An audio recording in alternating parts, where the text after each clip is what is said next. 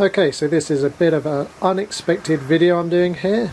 As you can see, this is a suspension spring. I'll zoom in there.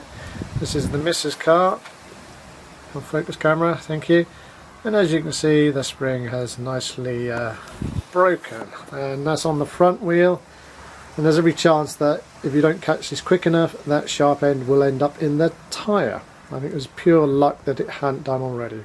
Now obviously I've already started this job and I'm waiting for the spare spring to come, so I thought I'd quickly do a video just to show you how I have got to this point.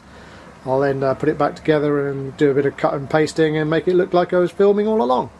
Anyway, so this is the Kia Venga front suspension spring replacement. Okay, so when I started this job I had to work out where the top nut of the suspension shock absorber was, or the suspension assembly I suppose you'd call it, and it's actually hidden right under here.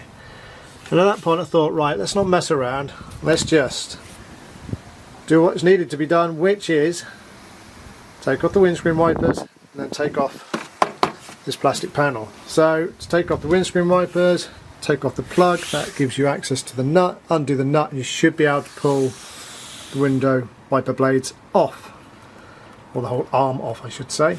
Once that is off, both of them are off. That actually might be the difficult part of this job.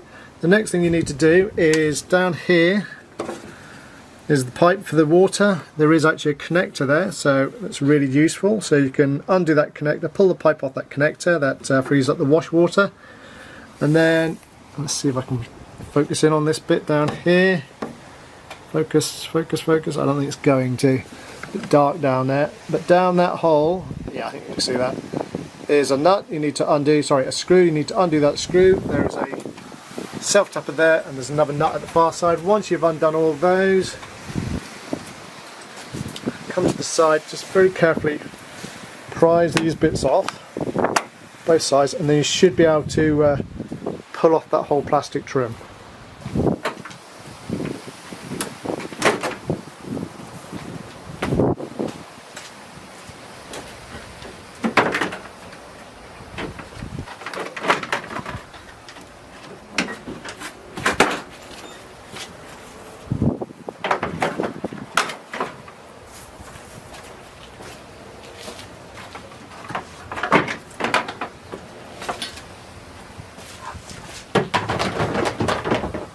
So now we've got that plastic cover off, that gives you good access to this area up here, and you can see this little, I'm going to call it a rubber bung. Once you pull that out, and underneath there, you can see that little rubber bit there. You can pull that up, and underneath that is the top of the shock absorber shaft, and there will be a nut holding the assembly in place. But we're not going to do that straight away. What we're going to do is we go in the inner arch and just see what we need to do there. So hopefully you can make this out. This is the lower end of the strut, and these are the two holes corresponding on here on the hub. The worst bit about this is the drop link going to the roll bar. That has to go in there.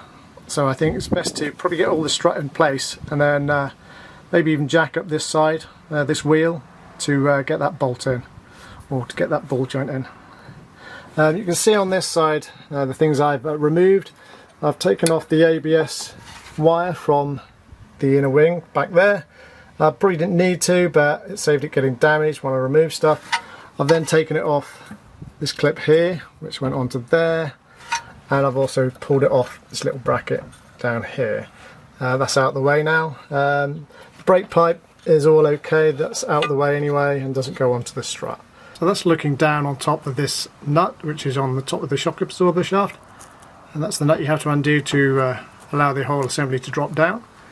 As you can see, I've slackened that off. Okay, so I've just picked up the replacement. As you can see, the dead spring had lost basically that bottom coil. Now she'd obviously driven the car for a while with it like that and got away with it, but eventually the broken end slipped off the platform, and that's when it was in danger of causing trouble with the tyre.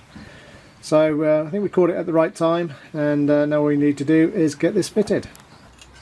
Okay, so I haven't gone into how you compress the spring. I'm presuming that you know how to use spring compressors. If you haven't got a set, I really wouldn't bother doing this job. As you can see, I've got one either side. I've tightened the spring quite a lot, and then I've managed to get that top nut on. So now I will tighten that up, and hopefully that will then relieve the tension on those, so I don't have to undo them. So before you release all the tension of the spring compressors, make sure the end is butted up against that little bit there. And once you're happy it's in the right place, take all the tension off, make sure the top nut's nicely done up, and that's your strut back together again. So the first bit of fitting the strut, I've pushed it back up and lightly done the nut up just to hold it in place, so I'm not fighting it at the bottom. So now I can go into the arch and into the inner wing and do the two lower clamp bolts. Okay, so I've already said the worst bit was this drop link going to the roll bar. So I've done something not ideal, which is I've lowered the car and I've actually put the hub onto a axle stand, and I've got a pry bar here underneath the roll bar, and what I can then do is just, as you can see on the top, quite easily push that down, so I can now get that in the top. Okay, so I'm happy with everything under here. The drop link's tight, two strut lower bolts are tight, all the ABS wire is back in place. So all that's left to do really is put the wheel on here, lower the car down onto its wheels, and then tighten that top nut on top of the shock absorber shaft or top of the strut. So that's what I'll do now. Okay, so I'm now narrating, so that's the top nut. You need to do that up. Then once you've done that up, put its little plastic rubber cap back on, and then put the rubber bung back in. Now the next section I've reversed the video footage, but you'll get the point. I just want to point out while I'm doing this that this spring cost me £34.99, and I'm guessing there's probably 3 hours of work involved in doing it. It cost me a little bit extra because it actually came within 2 hours. I ordered it at 10 o'clock and it was in my shop by 12, which isn't too bad. So I'm guessing I saved quite a bit of labour cost here. So once that plastic cover's back in place, you then need to put these two side sections back on.